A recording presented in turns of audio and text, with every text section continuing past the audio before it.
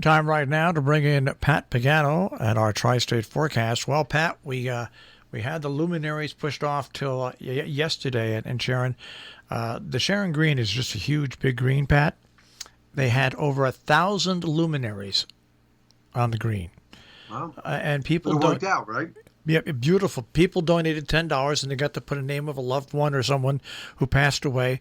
And I want to tell you, Pat, to see the whole green surrounded by at least a minimum 1,000 of these, and also have right in the middle of it all the Christmas tree and the menorah that has been set up. It was a beautiful sight, and the amount of work these people went in to make these luminaries, and then they had 3 rain delays, and went through with it. And this morning driving in, the bags are still there. It still looks amazing. It still looks amazing. Well, I'm glad it worked out. I mean, there were no surprises for the weekend, obviously. I will talk about, we're going to talk about the weather, and then at the very end, I'll tell you a little bit about how our annual dinner went on Saturday night. We have a small storm this morning that's pulling out of northeast Georgia, and it's going to go across the Carolinas and out to sea. This is not a big storm for us because most of the heavy precipitation with it will stay south of us, and it'll be in the form of rain. But we will see some periods of snow coming in here. And there's some stuff right now, Virga, on top of us, but a lot of it is evaporating before reaching the ground. Did you see a few flurries coming in? Just a few. Right. I'm looking at the radar right now, and I can see there's a whole bunch that's not reaching the ground on top of us here right now. So by mid-morning, there'll be periods of light snow, and it'll all be out of here by evening. Maybe an inch or so. That's about it. Shouldn't be much at all.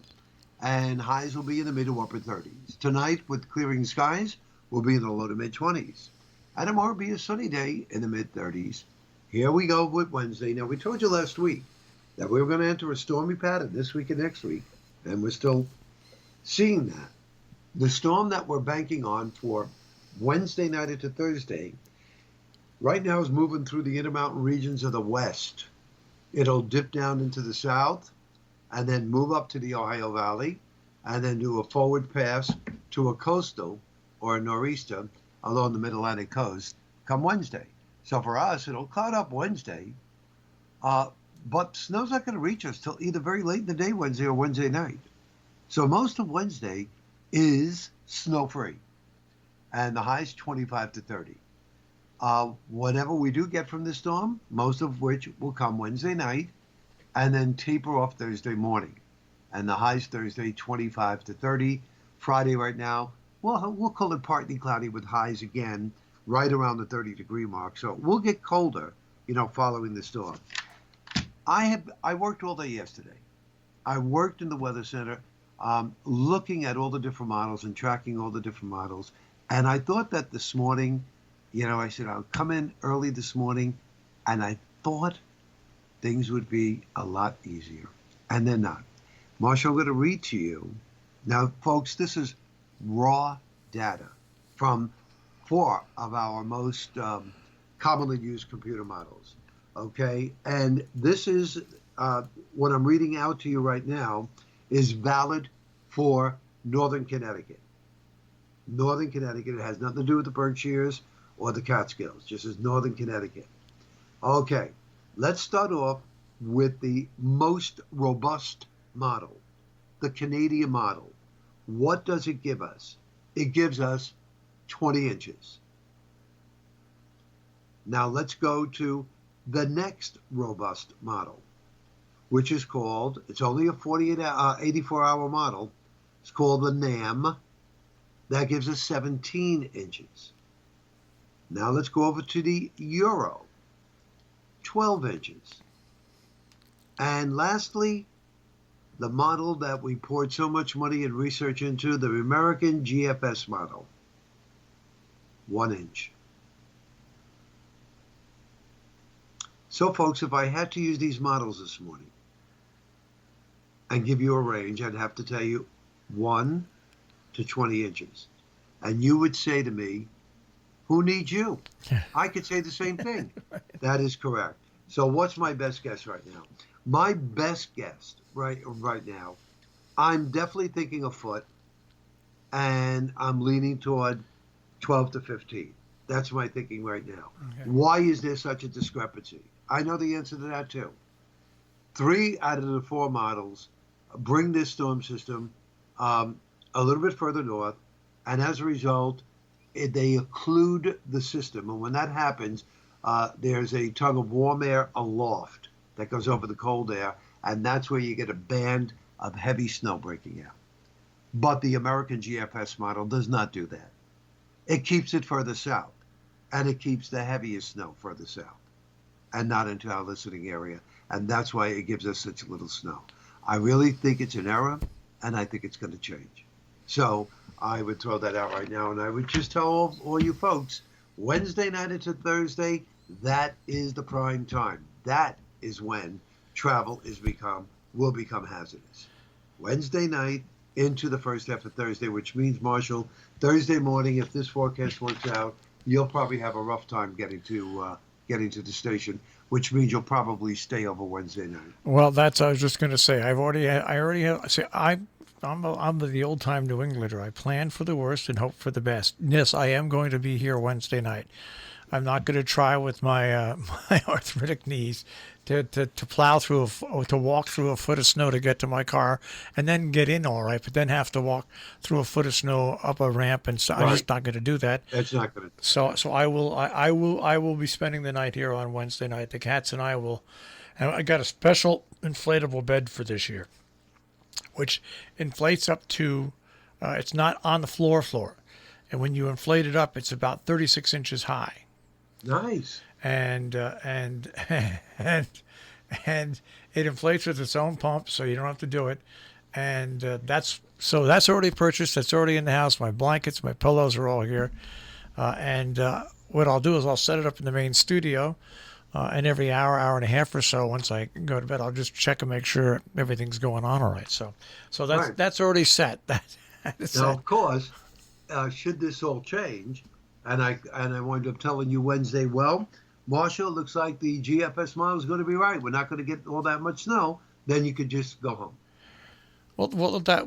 That's if that's the case on Wednesday morning, right? Then I will go home. But even if there's like a chance that we're going to get 2 or 3 inches of snow, I'm just not gonna walk out of my house and try to in 2 or 3 inches of snow. Just not going to do it. I sooner or later I'm going to have surgery on these. I'm not going to do it now. I'm going to wait till springtime. But I'm not going to try to aggravate the situation.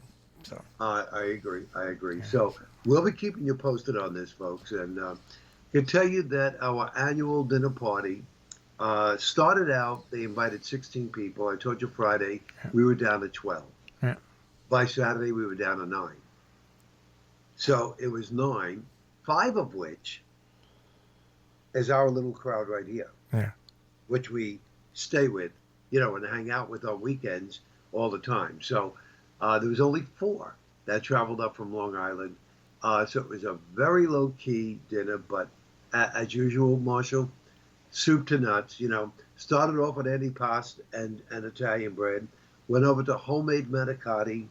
From there, filet mignon, chicken parmesan, peas, asparagus, sauteed mushrooms, potatoes, and a regular tossed salad, followed by dessert.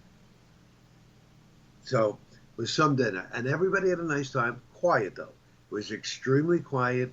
A lot of people talking about politics, which I'd rather not get into, but they were. And after that, came home, went to church yesterday, and started working here in the Weather Center, and everything was going along okay until last evening. I ate, I'm washing the dishes, and I said, you know what? I always love to clean the sink. It's not a stainless steel sink. It's a white porcelain, whatever they call those, farm sinks. So I reach under the counter, and I pull out the squirt that I have, but I noticed a turd in the cabinet. Uh-oh. I said, uh-oh is right. I'm thinking to myself, Pat, you did bake, and you used chocolate sprinkles, so you better look at this carefully, because it could be a chocolate sprinkle that got underneath there. I looked at it carefully. It wasn't. So I have all the stuff under there in little wire trays. Yeah. I pull the wire trays out, and in the back of the cabinet, completely covered. I was so upset. I took everything out. I took all the plastic that covers the counters out, threw them in the sink, washed them. I noticed the two hoses that come from the dishwasher.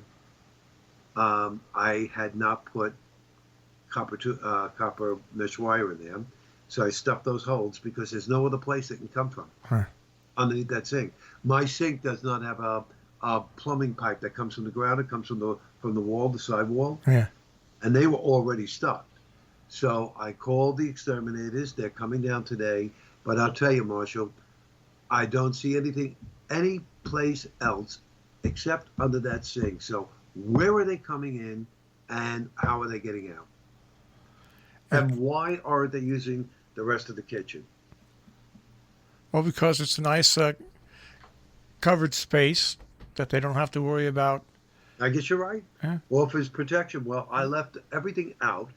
I took all the stuff out. I left the on the cabinet completely bare. I sprayed my peppermint, and I put a bright light in there, a battery bright light, overnight. I said, yeah, I know they don't like light. That's for sure. So I have not examined it this morning so far, but I will, and I'll wait for the exterminator. And I have to tell them, you're going to have to do something. You were down here twice already, and so far I have not seen an end to this. Just understand this with mice. Okay. Once mice get older, they lose their sight. Okay. That's why they walk around the edges of rooms. That's why they walk. The smell and the odor, that's how they do it? And yeah, their sight gets worse as they get older. So just remember that with that bright light. That might not be a thing that gets them away. But I think covering those where those pipes come in, yep, that'll do it. You'll be mouse free again. I hope you're right. All right. Well, we'll watch the next 24 hours and see what happens on Wednesday night and the Thursday. Yeah, I should have a better word for you guys tomorrow as far as numbers go. All right, Pat. Have a good day. Thanks, Marshall. Bye-bye. Get those mice. Bye. Thank you. Pat Pagano at the Weather Center this morning with a check on our tri-state forecast. That was here on Robin Hood Radio.